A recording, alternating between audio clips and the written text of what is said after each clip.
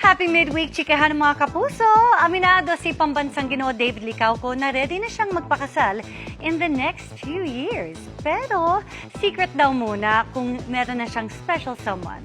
Pero may iniwan din siyang piece of advice si David para naman sa kaibigang si Dustin Yu. Makichika kay Aubrey Carampel.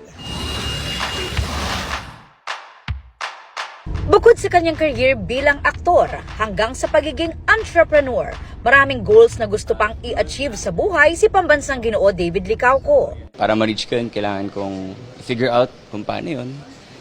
And yun, kapag lahat yun nagawa ko na, feeling ko ma-reach ko yung goal ko. Movies, di ba? Movies, gusto ko mag-vlog, gusto ko maging active sa social media.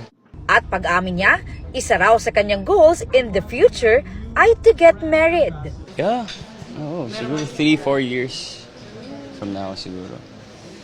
I mean, yun yung ideally, di ba? Siyempre by then, 34 na ako. Alam nga naman wala pa.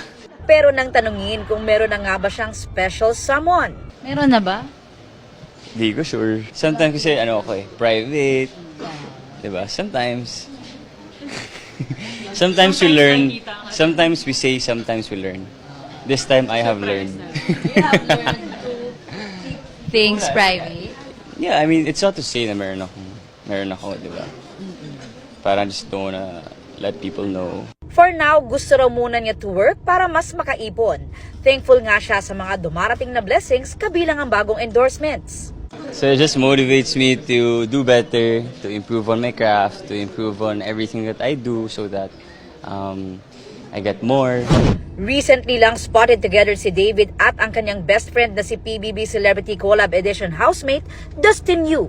Ngayong nasa spotlight si Dustin after his PBB journey, may advice siya sa kaibigan.